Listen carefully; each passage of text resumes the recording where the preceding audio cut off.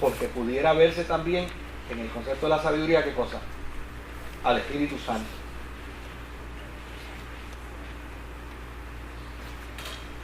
Pero no podemos perder de perspectiva, ¿no?, que la iglesia primitiva vio en el pasaje bíblico un elemento cristológico que es fundamental. Fundamental. De hecho, cualquiera que toma estos versos y los separa, prácticamente va a decir, aquí es Cristo hablando. Aquí es Cristo hablando. Si hacemos una interpretación que es cristológica, pero nosotros no podemos forzar al proverbista a hacer la interpretación cristológica, porque él no estaba haciendo una interpretación cristológica. Él estaba hablando de ¿qué? De la sabiduría. De hecho, la sabiduría está en Dios. ¿Ah? Y está en Cristo. Y está representada en el Espíritu Santo. Y volvemos de nuevo. O sea, fíjese que el planteamiento, la forma como el proverbista la presenta, tiene unos elementos de la deidad. Inclusive está en cualquier lugar. Lo único que se necesita es ¿qué? Echarle mano. Sí. ¿La sabiduría es una creación de Dios o Dios es la sabiduría? Ok. Esa ha sido una de las discusiones teológicas que se ha tenido desde el siglo IV para acá. El planteamiento de decir si la sabiduría es una creación de Dios o Dios es la sabiduría. ¿Verdad? Esa es una de las discusiones que se ha tenido. Y desde luego el encuentro ariano en el siglo IV planteaba y postulaba que era una creación de Dios. Los arianos. Y bajo el planteamiento ariano, pues está también el elemento de que el elemento de nuestros amigos los testigos de Jehová, que dicen no, nosotros estamos de acuerdo con Ariano en el siglo IV y creemos que la sabiduría fue creada por Dios.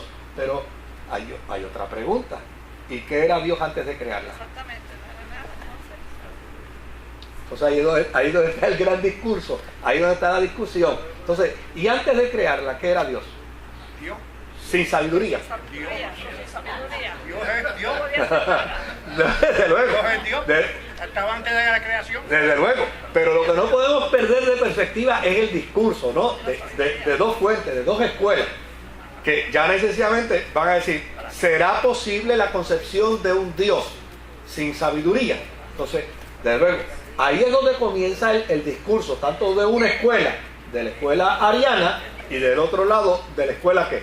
De la escuela que está en contra de la posición de Ario. Ahora, ¿cuál es la posición que nosotros tenemos sobre el particular? Pues mire, la posición que nosotros tenemos sobre el particular es la siguiente: es que bajo ninguna circunstancia en los documentos antiguos el término, por ejemplo, el término del capítulo 8, déjeme, en el verso 22, donde dice, Jehová me poseía en el principio, ya de antiguo, antes de sus obras. Pues la posición evangélica dice que este verso 22 no plantea necesariamente un acto creativo de la sabiduría, sino más bien lo que plantea es que la sabiduría está en Dios. Entonces, desde luego, eso es lo que nosotros planteamos. Uno de los problemas que nosotros tenemos es que, pues obviamente, no dominamos el hebreo,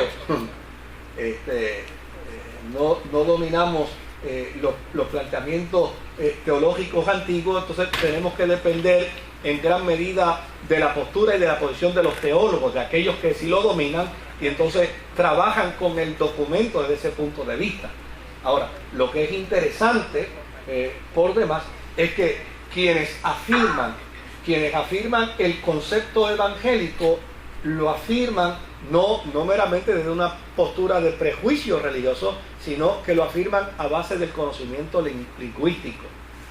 contrario a quienes afirman la posición ariana, que lo hacen en muchas ocasiones sin poder demostrar la capacidad y el conocimiento lingüístico, ¿no? Literario, la etimología del hebreo para poder sostener sus planteamientos.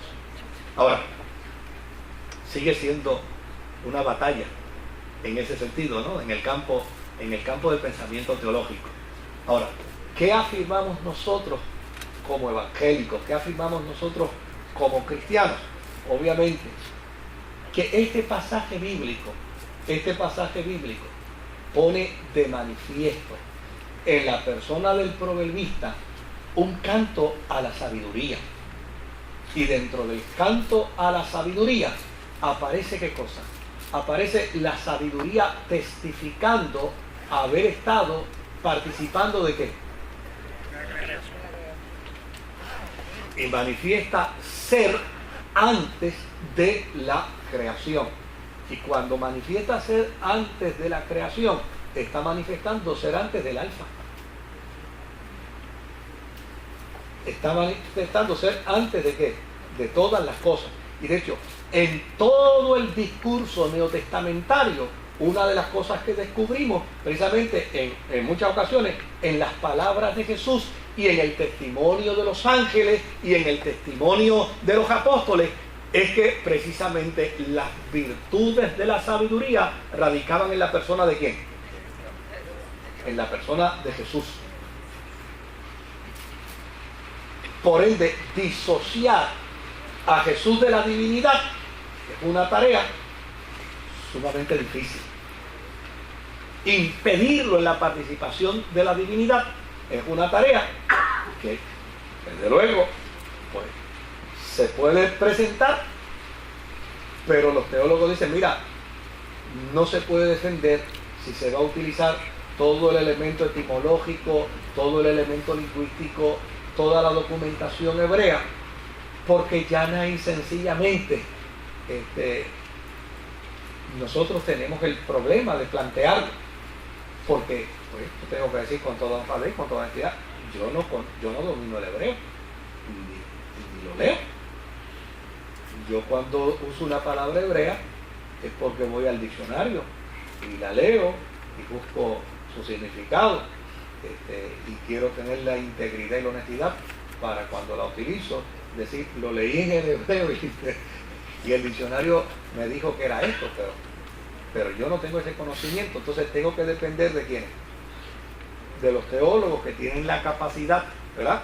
Que tienen todo el expertise lingüístico, porque obviamente no es solamente saber hebreo, es trabajar con el documento en su contexto antiguo y ver etimológicamente, ¿no? Ese planteamiento tal y como podía darse dentro de ese contexto en la antigüedad. Y ya estamos hablando de la NBA en el campo teológico, ¿verdad? Estamos hablando de grandes ligas. Ahora, en el verso 15 al verso 16, la sabiduría presenta el arte de gobernar bien. Así que no crea literalmente que la sabiduría está en todos los gobernantes. Ay, si fuera. Ok. Dice, el arte de gobernar bien existe como resultado de haberse evidenciado ¿qué? La sabiduría. Pero el hecho de que alguien gobierne, porque el gobierno no quiere decir que sea sabio. Y en el verso 17 dice, vuelve de nuevo y dice ¿qué cosa? Que la sabiduría está asequible a los que la buscan. Y desde luego, lo que es interesante es que cuando el hombre busca la sabiduría ama al ser humano, al hombre y a la mujer. Y el hombre y la mujer aman la sabiduría. Es decir, se desarrolla una relación de amor